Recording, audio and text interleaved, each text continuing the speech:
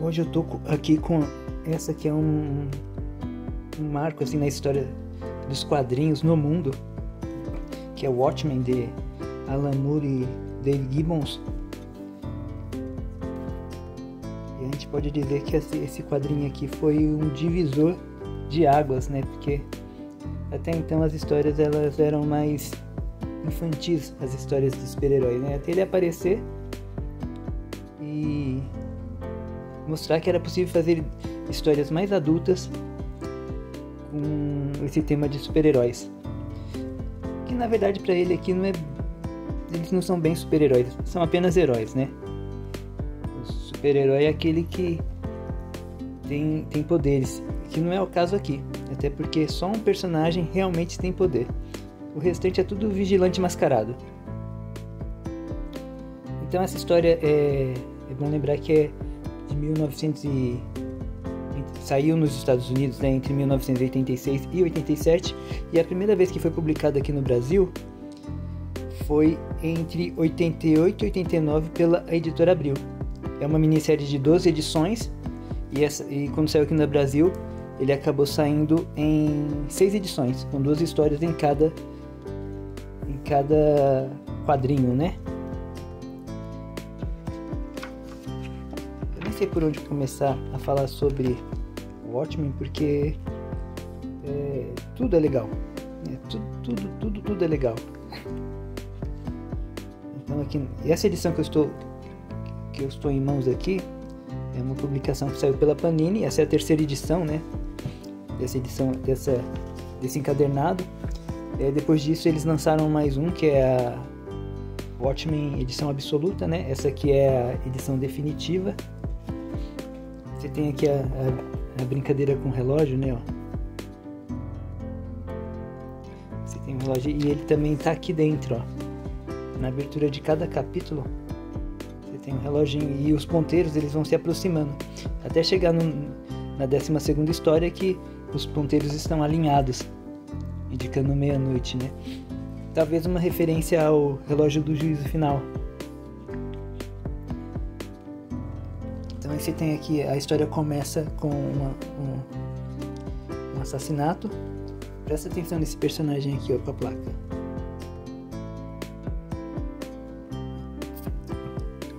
E aí você tem o detetive ali na janela, olhando para baixo e especulando, né, fazendo a investigação do que teria acontecido no apartamento. Então a história começa com o assassinato do Edward Blake, que logo se revela que ele era um ex-vigilante ou um ex-herói, né?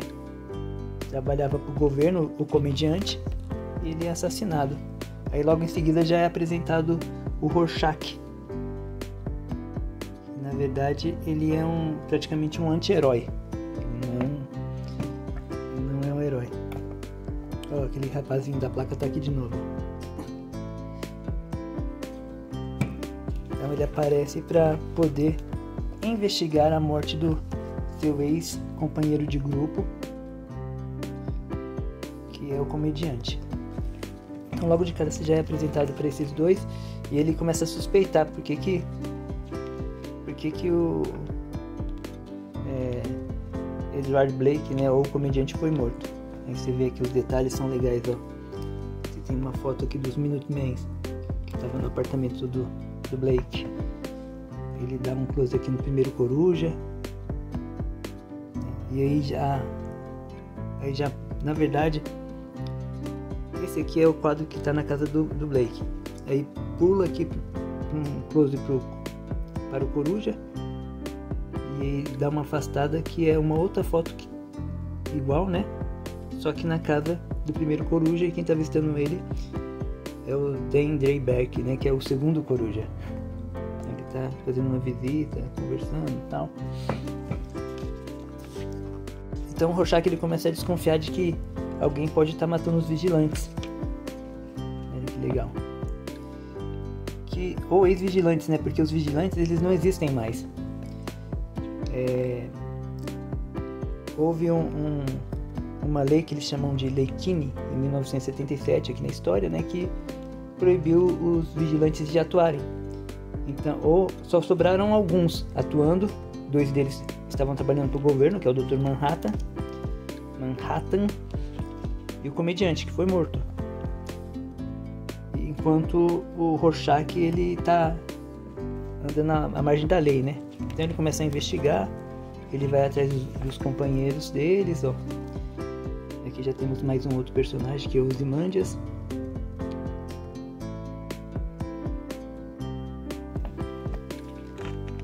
Ele foi atrás do Ozymandias, depois ele foi atrás do Dr. Manhattan.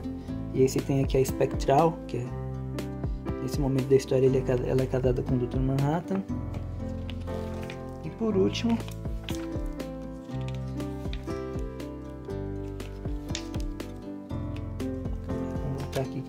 primeiro ele foi ver o Coruja, depois o Ozymandias e depois o Dr. Manhattan com a Spectral. E aqui nesse encadernado é legal que ele vem com os extras, ó, sobre o Capuz. Sobre o Capuz é um livro que foi escrito pelo primeiro Coruja. E por que é legal esses extras com o suposto livro aqui, né? Apesar de ser fictício, ele é fictício pra gente, né? Porque na história ele é real. Porque ele conta do passado dos Minutemens. Então você tem aqui acho que uns 5 capítulos do livro. Isso é suficiente para as informações que estão nesse livro, eles usam de base para fazer aquela sequência de quadrinhos chamada Antes de Watchmen, que conta a história deles antes antes desse tempo aqui, antes de acontecer isso. Você tem aqui a mãe da Spectral, que foi a primeira Spectral, né? A Sally Júpiter, e a Laurie Júpiter é a filha dela, que assumiu o manto da primeira Spectral. Então ele começa a investigar e começa a acontecer algumas coisas que leva o Rorschach a suspeitar de que alguém está eliminando os mascarados. Olha aqui o grupo, que na verdade não é nem o Watchmen, que são os combatentes do crime. Aliás, em nenhum momento, pelo menos eu não percebi. Se foi falado, eu passo batido. Em nenhum momento é falado que o nome do grupo é Watchmen. Você tem o Minutemen e você tem então você tem aqui os combatentes do crime, né? Que é composto aqui pelo esse daqui, ó. É o Capitão Metrópole. Ele também fez parte do Minutemen. Você tem o Ozymandias. Você tem aqui o Comediante, que também fez parte do Minutemen. Ele começou a atuar. O Minutemen foi um grupo de heróis que surgiu em 1939. E o Comediante, ele fez parte desse grupo também, junto com o Capitão Metrópole.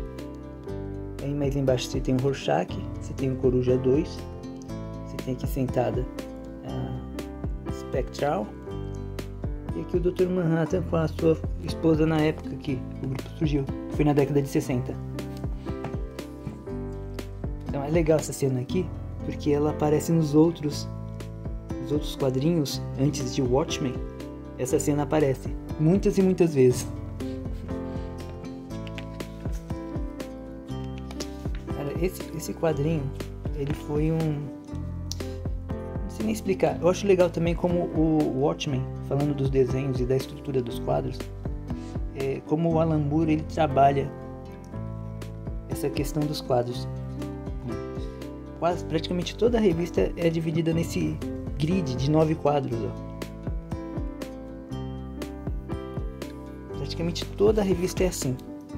E aí quando não é, ele se utiliza do grid, mas desconstrói ele, mas meio que permanecendo igual, entre aspas, né? Tá vendo? Os 3 aqui, aí o espaço que teria dos 6 quadros, ele fez esse box daqui, esse quadro maior. Aqui é a mesma coisa, ó. Quadro 1, aí o 2 e o 3 ele transformou em apenas um, no meio igual, e embaixo utilizando os 3 quadros para fazer um quadro só. Ó, tá vendo? Olha só. Isso também é utilizado nos quadrinhos que é a continuação direta de Watchmen, o Relógio do Juízo Final. Eles também usam essa estética do grid com 9 quadros.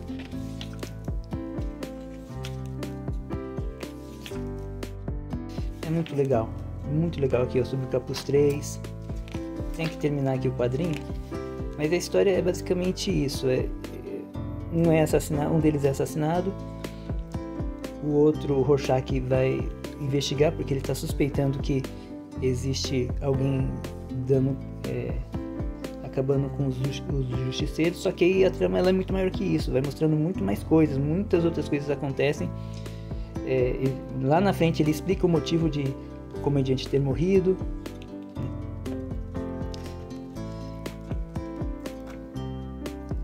Explica também por que outros mascarados estão sendo perseguidos, que é o famoso efeito dominó, né? Uma coisa acontece, assim, que também é legal, é a respeito do filme que teve em 2009, feito pelo Zack Snyder. Ele às vezes parece até que ele usou os quadrinhos como storyboard, porque tá tudo, ele suprimiu várias partes, mas o que ele deixou praticamente igual. A única coisa que ele mudou mesmo foi o finalzinho, mas ele não mudou a história, ele mudou uma situação lá no finalzinho, que aqui acontece de um jeito e lá acontece do outro, mas o fim é o mesmo.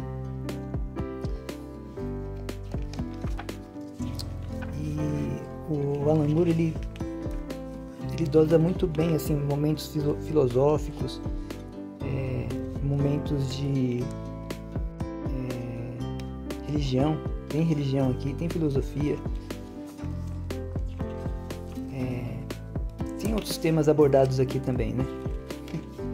Inclusive algo que ele fala sobre coisas aqui que pra época era até usado, como por exemplo a homossexualidade. Você tem uma personagem aqui que ela morre porque ela é homossexual. E aqui você tem a história do Manhattan. Alguns capítulos são dedicados a contar a história de alguns personagens, não de todos, né? Tem momentos memoráveis aqui nesse quadrinho. Tem frases que até hoje são ditas, tem histórias que até hoje são ditas, como a história do palhaço Pagliacci, que o Rorschach conta, né? Falando do sujeito que vai no psicólogo, fala que tá muito triste, que tá com depressão, e o médico fala assim: tem um circo aqui que tem um palhaço Pagliacci, vai lá. E aí ele fala: mas doutor, eu sou Pagliacci. Tem essa cena. Tem também a questão dos vigilantes, né? Quem vigia os vigilantes, que é o que está escrito no muro em determinado momento, né? Em determinado momento o comediante e o coruja vão separar um pessoal que está fazendo bagunça na rua. Assim, na verdade está tendo uma manifestação, não é bem uma bagunça. E aí eles meio que separam no soco, e no livro, e aí eles olham pro muro lá, tá escrito: quem que vigia os vigilantes? Quem vigia os vigilantes? Um outro momento também muito assim, veraz, né?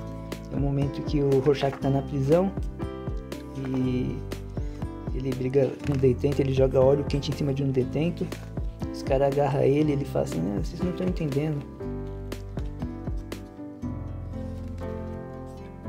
Não sou eu que estou preso aqui com vocês que estão presos aqui comigo. É muito legal mesmo. Ainda tem no final, você tem alguns extras. Aqui no finalzinho você tem alguns extras, mais alguns extras, né?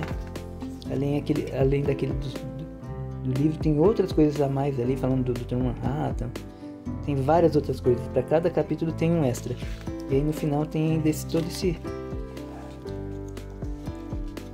calhamaço aqui de extras, falando sobre a questão dos personagens. Tem alguns esquetes, tem da onde que ele inspirou os personagens. Por exemplo, o Dr. Manhattan aqui, ó. Símbolo do hidrogênio na testa. E aqui, ó, tá falando de onde que ele se inspirou. No caso, o Capitão Átomo é o Dr. Manhattan. Porque, na verdade, a primeira ideia dessa história era pegar alguns personagens da Charlton e fazer essa história, com um deles morrendo. E o editor não permitiu. Falou assim, por que você não cria os seus próprios personagens? Os caras não queriam que ele matasse algum personagem, por mais que na época não fosse tão importante, ele não queria. Então ele pegou alguns personagens que eram da Charlton e fez a configuração dele para a história aqui. No caso, o Capitão Átomo virou o Dr. Manhattan. Ou melhor, o Dr. Manhattan é uma versão do Capitão Átomo. Ó, Ozymandias, uma versão do Thunderbolt. Aí você tem aqui o Coruja. Ele é uma versão do Besouro Azul. Na verdade, o primeiro Coruja, sem ser esse, o primeiro Coruja, acho que tem até o desenho dele aqui, ó. Não é parecido com o primeiro Coruja. A primeira versão do Coruja é uma inspiração do primeiro Besouro Azul. E esse Coruja aqui é uma inspiração do segundo, aquele que aparece nas Crises nas Infinitas Terras, o Ted. Eu não lembro sobre o nome dele agora, mas o nome dele é Ted, na DC, né? Então, você tem aqui o Rorschach, que é uma versão do Questão. Comediante, que é uma versão do Pacificador.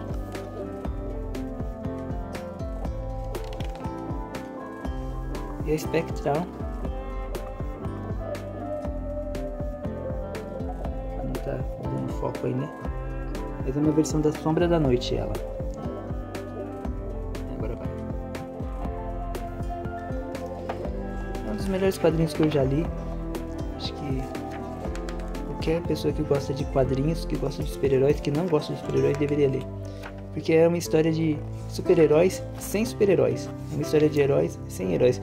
Como eu disse, o único que tem poder aqui é o Dr. Manhattan. Ele consegue se teleportar, ele consegue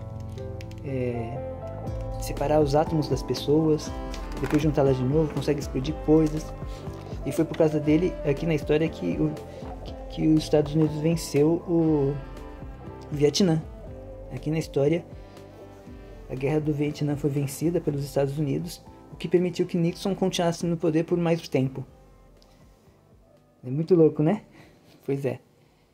Bem, esse é